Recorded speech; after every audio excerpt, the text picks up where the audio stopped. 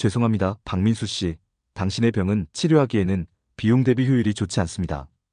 다른 병원을 알아보시는 게 어떨까요? 여러분, 이런 말을 의사에게 들었다고 상상해보세요.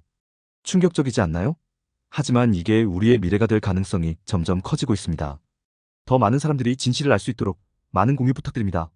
작년 10월 20일 있었던 내과 학회에서 보건복지부 이준규 건강보험정책국장은 앞으로 가성비가 좋은 의료기관의 보상을 더 많이 하는 형태로 정책이 바뀔 것이라고 이야기했습니다. 이와 관련하여 3개월 전에도 영상을 만들었는데 그 이후 보건복지부에서는 이와 관련하여 건보지부력 신추진단이란 것을 신설하겠다고 나오고 실제로 설 연휴 직후인 1월 31일부터 건보역 신추진단을 신설해 적극적으로 추진할 예정으로 확인되는 데다 이것을 2차 병원과 의원급까지 전부 확대 적용하겠다는 보건복지부의 움직임이 확인되어 다시 영상으로 설명드리고자 합니다. 작년 10월 첫 발표 당시 보건복지부 이준규 국장이 발표한 앞으로의 정책 방향을 보면 비용 대비 진료 성과가 좋은 병원에 더 많은 보상을 주겠다고 합니다. 한마디로 앞으로는 의료기관을 가성비로 판단하겠다는 것입니다. 대놓고 가성비가 좋은 의료기관에 보상을 몰아주겠다고 발언했습니다.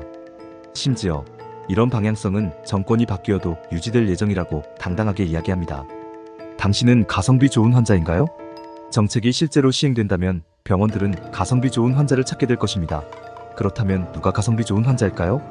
젊고 기저질환이 없는 30대 회사원 임진수 씨. 간단한 맹장 수술로 빠르게 회복 가능합니다. 복잡한 기저질환이 있는 70대 한덕수 할아버지. 장기간의 치료와 관리가 필요합니다. 누구를 선택하겠습니까? 이 정책은 한덕수 할아버지 같은 분들을 의료 사각지대로 몰아넣을 수 있습니다. 다른 예를 들어보겠습니다. 119 상황실에서 전화를 받았을 때 나이 많은 쌍둥이, 산모의 조기, 진통 전원문의 전화를 받는다면 병원에서는 더더욱 적극적으로 전원이 불가능하다고 이야기할 것입니다.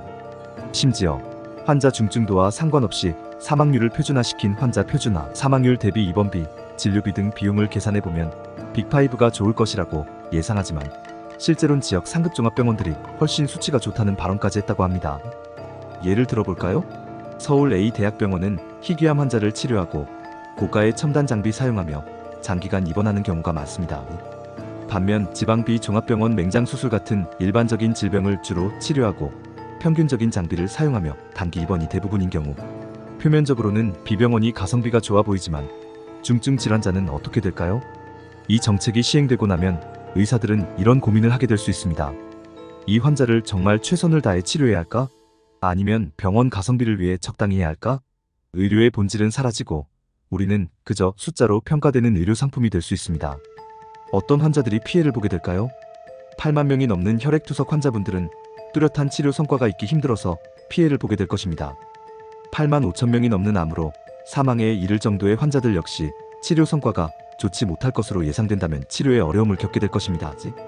2016년 기준으로도 4만 명이 넘는 뇌병변 장기 재활 환자들은 지금도 치료받기가 힘든데 훨씬 더 힘들어질 예정입니다. 제가 영상을 통해 여러 번 말씀드렸지만 이 내용은 사실 필수의료 정책 패키지에 이미 나와 있던 내용입니다. 필수의료 정책 패키지에는 여러 번 성과 기반 보상을 하겠다고 나와 있고 이에 대해 의사들은 많은 비판을 했지만 이는 보도되지도 알려지지도 않았죠.